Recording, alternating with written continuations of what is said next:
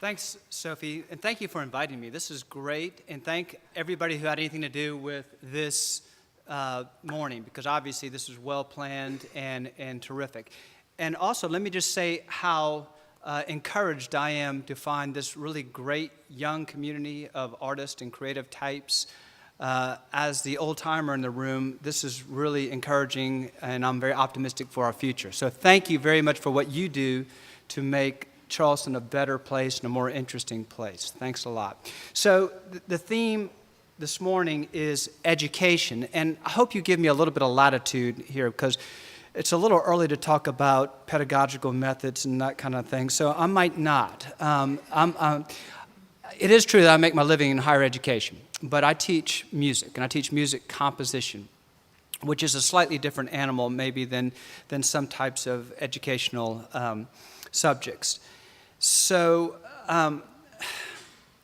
teaching composition requires some very nuts and bolts sort of things. Like a composer needs to understand orchestration and harmony and counterpoint and form and all these things. But once there is a certain level of proficiency in these things, something else I think is required. Now, every composition professor that I ever had told me really the same thing, or some version of the same thing, which is that you need to find your voice. You need to find your voice. And it seems to me that in order to find your artistic voice, you need to make some decisions about what's important to you. What is it that you want to express? Because after all, isn't that what the arts are about? We're trying to express something. And that's often pretty hard to discover really what's important to you. So before I go further, let me just push pause for a moment and say this. I don't want to get overly artsy about this, because at the end of the day, writing music is hard, difficult, frustrating business, at least for me. It requires hard work and persistence, and it's not always very glamorous. But I do think there is another element here, and I think it is about inspiration. So I thought it might be useful to take a look at a few composers over the past 100 years or so and talk for a moment about how they found their voice. So this very serious-looking chap here is a system of composition known as the 12-tone method, which was one of the most influential developments of the 20th century. On the other side of the stylistic spectrum, there's George Gershwin. So he found his voice through his work as a young man in Tin Pan Alley as a pianist and composer. So he took this emerging jazz and his own history with Jewish, Yiddish, klezmer music and combined it to really forge his own voice. And of course, we should be very thankful for him, because he wrote the Charleston Opera, right? Porgy and Bess is George Gershwin. So Dmitri Shostakovich found his voice in a very dark place. He lived under the oppressive thumb of Joseph Stalin for most of his life. And this was a time where the wrong kind of art or the wrong kind of music would get you sent to Siberia if you were lucky. And he forged a voice that was dark, often very satirical, very evocative, and unlike any composer in the 20th century. A little closer to our own time, Philip Glass, I think, found his voice through his interest in patterns and repetition that existed in East Indian music, as well as American and Western pop music, and he became one of the pioneers of musical minimalism. And then finally, we've got Beyla Bartok. So Beyla Bartok found his voice through his love of his own native music, which was Hungarian, Romanian. He almost single-handedly discovered a new field of study called ethnomusicology, which is the study of folk music. And so this folk music that he found in his native land informed his own classical music, the scales, the dance rhythms, the tunes themselves, and gave him a very unique musical voice. So I think this is the path that most resembles my own. So when I was in graduate school, when I was finishing up graduate school, I had to write a dissertation. And in my field, dissertation is a two-part thing. You have a big piece of music, so I wrote a piece for orchestra, and a dissertation paper. So I decided to write a paper on Gullah spirituals in prayer meetings on John's Island. And so I went and did field work. I went and sat in on these prayer meetings. Now, this would have been about 1992, and most of the people I was dealing with were women, and they were mostly in their 70s and 80s. So you have to figure they were born really in the early part of the 20th century. So they had a foot in the old world. And I already had a somewhat of a knowledge and an appreciation for this music, but I really came to love it through this experience. So as I graduated from graduate school, I was lucky enough to get a commission from a group called the Upton Trio. And it's a violin, cello, and piano trio, and they wanted me to write a piece of music for them. So I thought this would be a great opportunity to try to combine these two interests, my interest in composition and my newfound interest in Gullah spirituals. So I wrote this piece called 3 Gullah Tunes. Basically, I took 3 tunes that I liked very much and made 3 different movements and wrote it for this Upton Trio. So I thought I'd play a little bit of the first movement, which is a Gullah tune called Come and Go With Me. And if you'll allow me, I'll just play the tune. It's a very simple tune.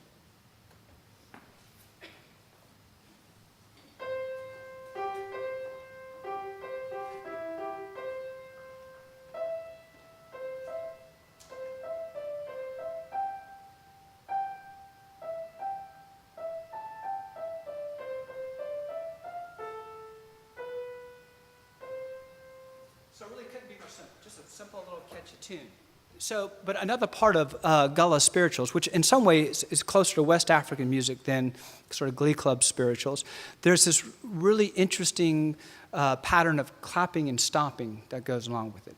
So I won't make you clap and all that. It's too early in the morning, I know. But let me just demonstrate. So the basic pattern is the one, right? There's a stomp, like a heartbeat, really. And that stomp is divided up in a sort of syncopated way, mostly like this. And sometimes a bit more complicated. You'll find that pattern in almost every Gullah spiritual. So when you first hear this piece, what you'll hear is that tune stated very simply against some really wispy sounding strings. It's almost spooky sounding. It's like it's a memory or it's coming out of the mist or whatever you want to think. And then eventually the other instruments come in and you have this syncopated pattern. So let me play just a couple minutes of it just so you can get an idea.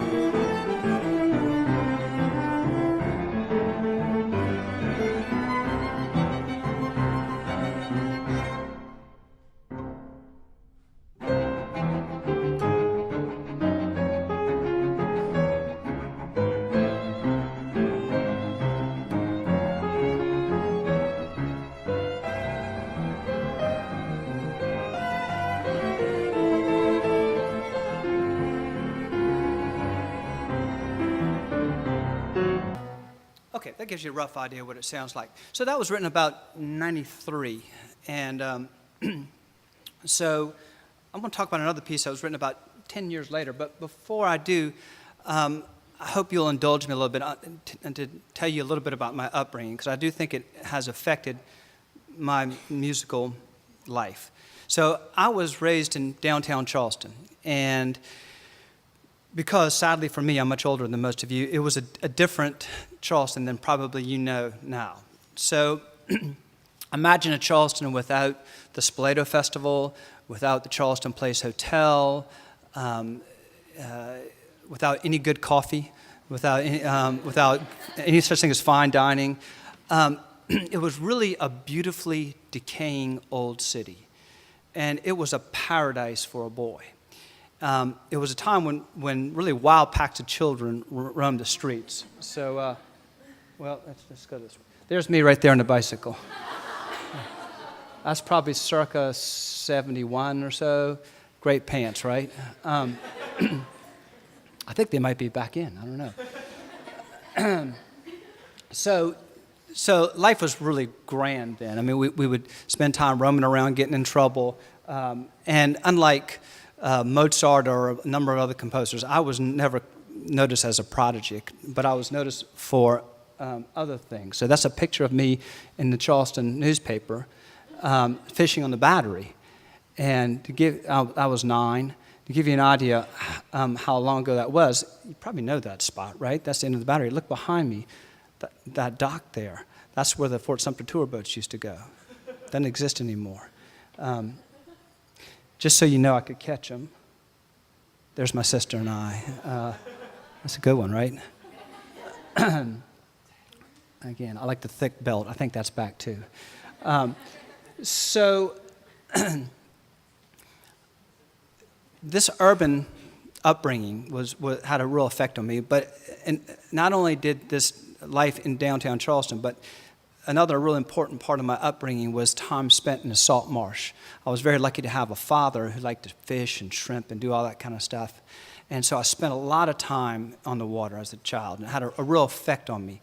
So this next piece I want to play for you, like I said, I wrote roughly in 2002. It's called a Tidal Concerto. It's for piano and orchestra. And it's a 3-movement piece, and each movement tries to express a certain phase of the tide. So the first movement is called ebb. That's the outgoing tide, water rushing out to sea. The last movement is called flood, and that's the incoming tide, water rushing back in from the sea. The second movement, and the one I'm going to play for you, just a little bit of it, is called slack. And this is a term that talks about the moment where there is no tide. The tide's not moving in, the tide's not moving out. It's a still moment, which I think is very poetic. It's like nature taking its breath and then exhaling. So, and if you've done a lot of fishing, you know this moment. All of a sudden, the water's just not going one way or the other. I just think it's a beautiful moment. So that painting is by a friend of mine, Karen Turner. And so I'll play you a couple minutes of slack. So just imagine you're there in your john boat and getting the last little bit of light to fish or crab or drink a beer or hang out with your sweetheart or whatever you want to do. And this is how I wanted to express that.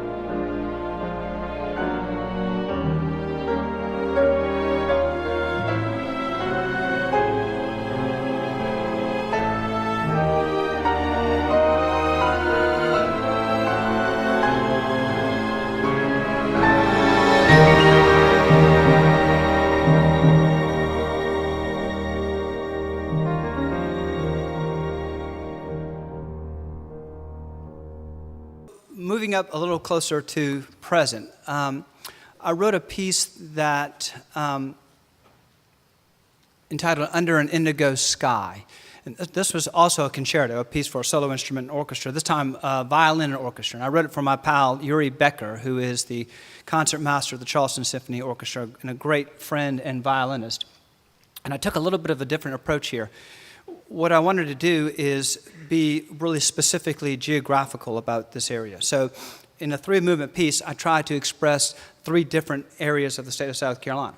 So the first movement, it was called Fast Flowing Rivers, and that's the Columbia movement, because if you know Columbia, there's these rivers that go through the greater Columbia area, and they're occasionally move kind of fast, and I thought that was sort of an interesting metaphor for Columbia being the fast-paced, relatively speaking, fast-paced part of our state, right?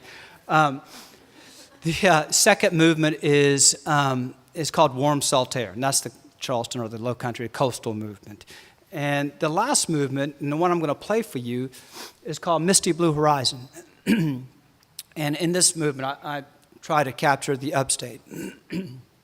So there's your blue horizon there. Those of you who know the Greenville, Spartanburg, upstate area know that it's beautiful, but it has a very different vibe than down here, I think. So what I'm going to play for you is the first couple of minutes of this last movement. Something kind of interesting happened. I'm going to play a video for you. So when this video was taken in the Charleston performance, and of course, I have friends and family that came and see the performance. And this woman came up to me afterwards and said, "I've figured you out." I'm like, "Uh-oh, what?" She said, "That last movement." So what about it? She said, "The bell, there's a chime in there, you'll hear a chime." I said, "Yes." She said, "You married a girl from Greenville, in Greenville. That's your wedding bells." I said, "Of course, you figured me out." I had no earthly idea. And so, anyway, it's interesting what people read into your music. So maybe subliminally, I don't know. Anyway, so this is the Charleston performance. This is going to be a video of this, and this is Yuri Becker performing with the Charleston Symphony Orchestra in 2012, early 2012.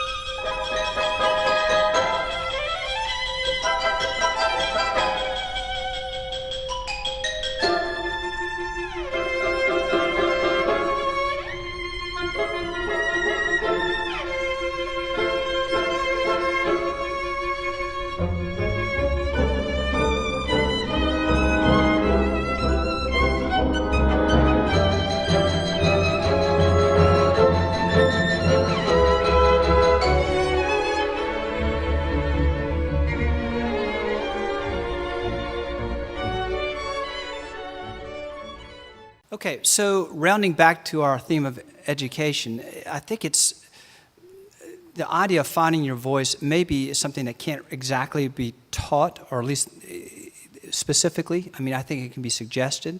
I think that should be an aspiration for those of us in the arts to find your voice. And I think it's the responsibility of people who teach in the arts to push young artists to try to find their own voice.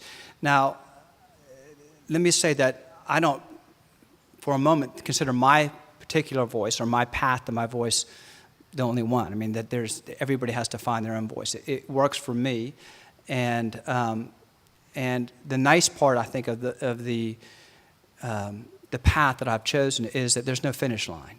I don't see that this place will ever stop inspiring me, and I don't see that I'll ever completely capture it or even partially capture it in any kind of music. But it's awful lot of fun to try, at least.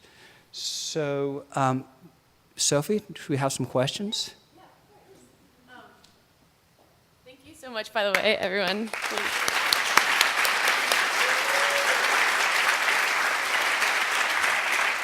One bit that I forgot in my introduction with him was that the music that he was playing up there is is absolutely incredible. And his first band, actually, Stephen Colbert was the lead singer. So that's how local this guy is. Pretty awesome that that's where he started. I have a question to start off, and then we're going to open up the floor to questions for anyone. My question is, when it comes to writing a piece, what is it like to hear a symphony play your own work, and how unreal is that, or how is it like to hand over the reins? Right.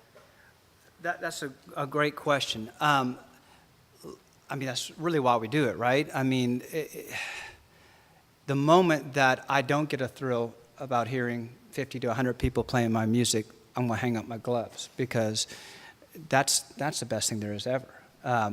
I even like it when I'm walking down the hall of someplace and hear somebody practicing my music. I mean, I think that's great. I mean, to me, it's almost unreal that anybody would bother to play my music to start with. It's just such a privilege that somebody would take the time to play my music. So I don't think it's a thrill that will ever go away. I love it. I mean, obviously some performances are better than others, and I can't obviously attend all the performances, but it's a lot of fun, especially when you go to different places, and especially internationally, and they've been rehearsing your music, and you go in and see what they've made of it. So I enjoy that a lot. I really do. Anyone have any questions for Professor Hart? Yeah. How long does it take you to write a piece? Okay, how long does it take to write a piece? It depends. I'm a department chair a really long time. But, sometimes writing under duress it can be valuable. I remember when I wrote the piano concerto, the Tidal concerto, my wife had just had our first child, Frances, my daughter, who's now 13.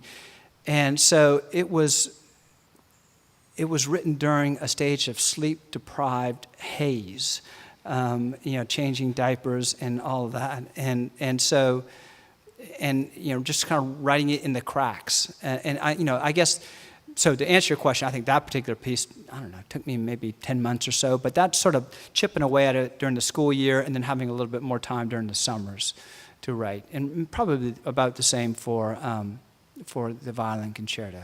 The Violin Concerto was great because Yuri is my friend, and I would send him things and say, at the time he was in Kentucky for the summer, so I'd send him these little PDF files, and I'm not a violinist, but I'd send him things, Yuri, I think this is possible, is it? And he would send them back, and so being able to work with a soloist and write real virtuoso music, even though I'm not a violinist, that was a very valuable experience. Yes?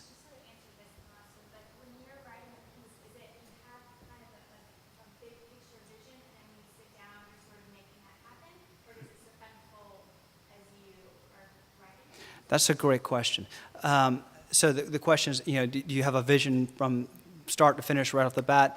Sometimes, but not always. My wife's a writer, and she often talks about finding it, not writing it.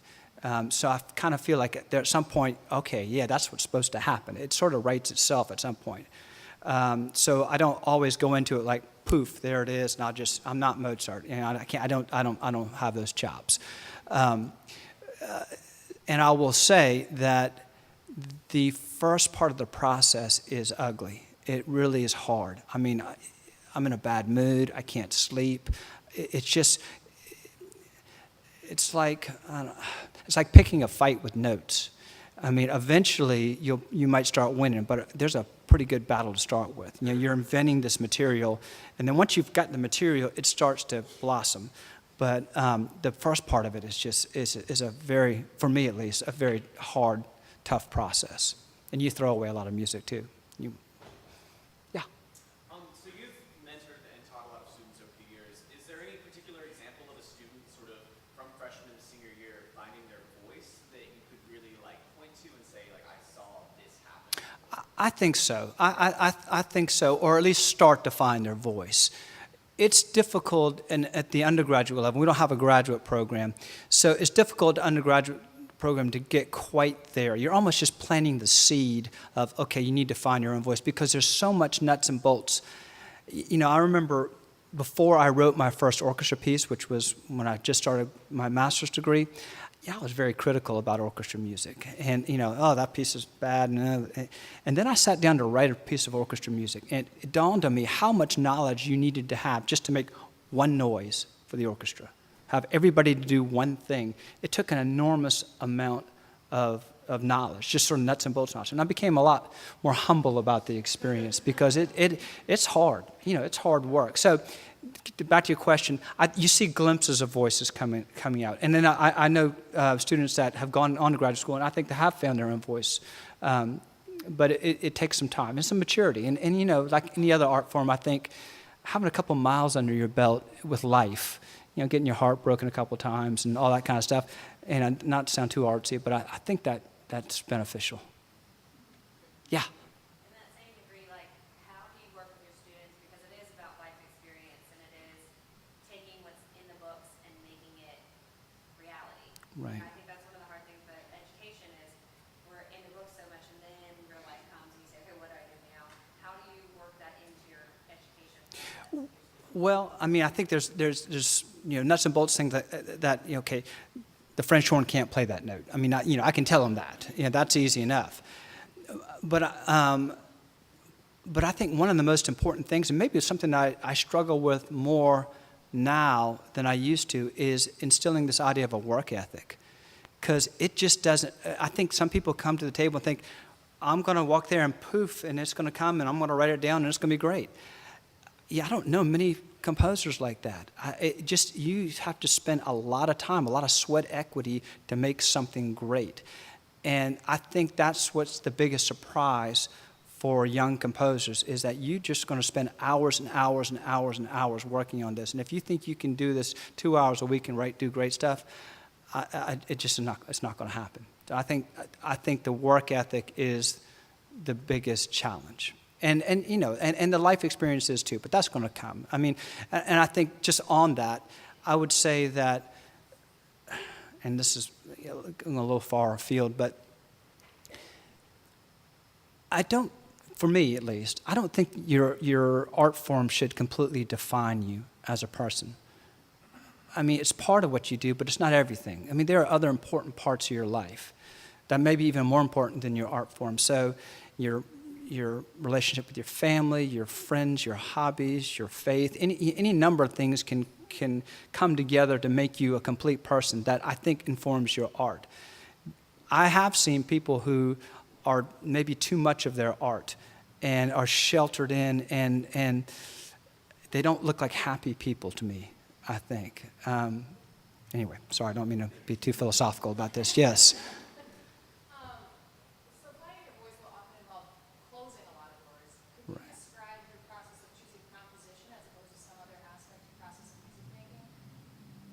I wasn't very good at the piano. That door closed pretty quickly for me. I started taking piano lessons at 4, and I could play, and I was probably above average, but that doesn't mean a whole lot. I mean, there were kids that were 9 that were soloing with orchestras and everything, and I knew, even then I knew I was not one of those kids. I actually started off as an economics major in school and in college. But at the end of the day, Beethoven was more interesting than the gross national product for me. But I think I like your analogy of closing doors, because I think that's part of composition, is not only in terms of a profession, but when you actually compose, it's almost the act of deciding what you're not going to do rather than what you are going to do. Once you've created sort of a framework, a world in which to live, artistic world, the material, then it gets easier. Because in a sense, since we live in such an artistically pluralistic society, the good news is you can do anything you want. That's the bad news too. I mean, so deciding what elements you're going to actually use and what you're not, and maybe what you're not is more important, is really a hard decision. And I think that gets easier over time once you've written a lot of music. Right now I get to a point in a piece and I say, well, what would Edward Hart do right here? And I know. Now I can answer that question, whereas maybe 15, 20 years ago it would have been a harder question to answer. Yeah. Do you have a secret recipe to get the creative juices flowing? Or is there anything you do for that? Secret recipe? No. Do you? I'm trying to do something great, but I don't know. There's different ways of doing it. So secret way. No, I don't think there's any substitute for hard work. I think, and it's just going to be very frustrating. Time, that's it. I think time and the willingness to be frustrated and disappointed and fail. I think you have to have a bit of a thick skin. I think if you think you're just going to do it and it's going to be great, or if it doesn't happen immediately, I think that's, you might think of another business. Because, at least for me. I mean, some people make it look easy. I'm not one of those. I have to work. Yeah. It seems like you have some specific sources for inspiration for some pieces like How the Tide Moves. Right. I was wondering, over the years, have you become more efficient at recognizing that this is like a specific piece of inspiration for you to kind of lead you down that path to write a specific piece? And how you've come to kind of recognize those, sooner over the years? Right. Well, it depends on the piece. Like right now I'm writing some art songs for this soprano in Chicago, and I have the poetry. And here it is. I don't need any inspiration. I need to set these lines, and what do these lines say to me? So that's easy. But when you're talking about a standalone piece of music without any particular text or anything else, I find it helpful to pick something to express. And I also find it helpful, because we're dealing with contemporary music, to write down in a program that people will see when they walk into the hall what my idea was. I mean, I wrote robust program notes for all these pieces so somebody could say, oh, that's what he was up to. Now, I could lie about it, I guess. I mean, but I don't need to. I mean, and I think it's helpful because it gives some people something to gravitate toward. And it's amazing how suggestible people are. I mean, just a little idea of what the composer was thinking goes a long, long way. As for what kind of topics, I'm really sincere when I say I just need to walk out the door. I mean, how can you not walk down these streets or go hang out in a salt marsh and not be inspired? I mean, there's any number of different ways that could manifest itself. Yeah. Once you find your inspiration, again, to sit down and write the piece of music, is there a specific strategy that you or everybody has their own kind of specific strategy where you're trying to find the right notes that match that inspiration and feeling that you have that you want to kind of convey in the music?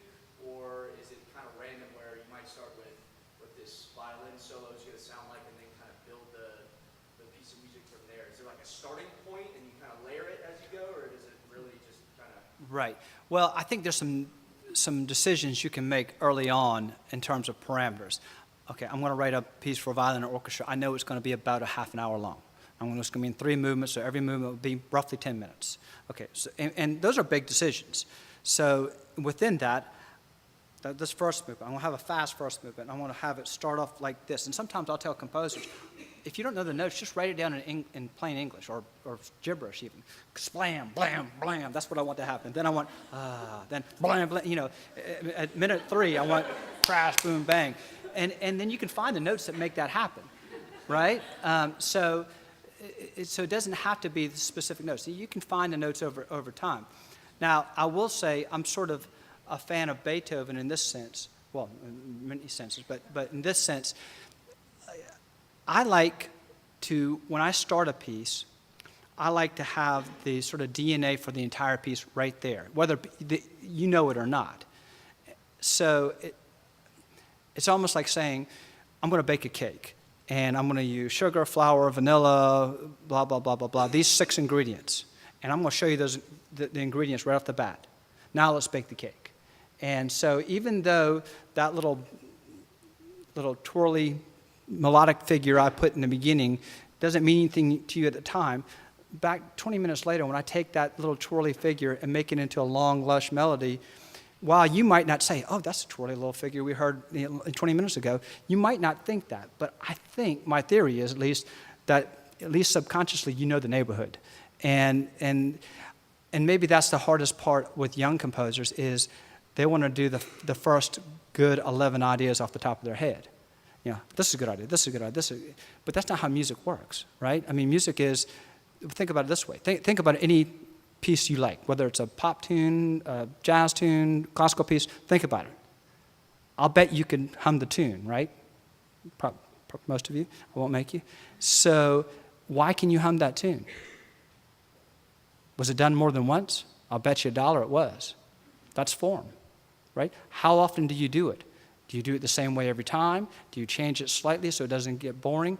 Those decisions about how you use the material in time are big. And that's something that you gain experience with as a composer over time. And I will say that part of it's easier for me. The hardest part is that first part, okay, what is the DNA? You know, once you really just got that, I'm a walker. I like to walk places. So I tend to find it when I'm walking. You know, I might doodle around the piano, but I'll walk around, and then, you know, okay, that's what it is. And eventually, I mean, this could take a month, but okay, I know what the piece is going to be. And then you can kind of let it find itself. I don't know if we're running out of time. Yes? So living in Charleston for approximately most of your life, how do you Many years. find that fresh perspective as you're walking around when you've lived in the same place for so long and you're surrounded by the same things? How do you see something different? That's a great question. And I can't really answer it other than to say that I do. I mean, I like to travel, but I like to come home. I mean, I love to travel. I mean, I love international travel especially. But when I get home, I'm like, I'm going over the I-26 by the Cosgrove Bridge by the airport. Oh, there's the marsh. I'm home. And so, you know, again, I don't mean to sound overly artsy about it. And so I don't know. But I don't see a time in my short life where it's going to stop inspiring. I mean, there's so much. I mean, I've done things with history and literature and, you know, sort of environmental things. I mean, there's just, it's a rich place, and it's a place that I know. Maybe that's why it's easy, because I know it. All right. Any more questions? We're going to wait till you can come chat with Edward afterwards. We're going to go ahead and end the day. If you need to go to work, go ahead. And then Edward will be around if you want to ask some questions, right? Sure. Of course. Yeah. Our next one is going to be on January 30th. So please come out. I won't tell you where it is or who's speaking, but it's going to be really great. So mark your calendars. And thanks so much for coming. If you want more coffee, go to Highwire. Y'all are the best. See ya.